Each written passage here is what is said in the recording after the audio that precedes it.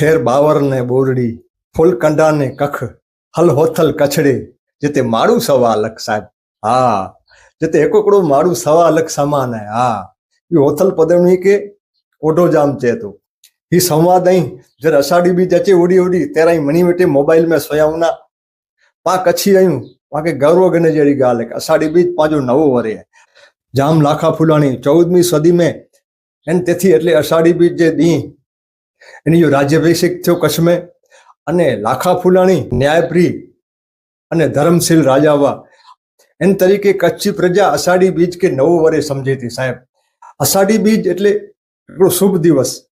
पांजे कच्छ में तन समय में वरसाद बोरो ओछो थींदो अने कच्छी प्रजा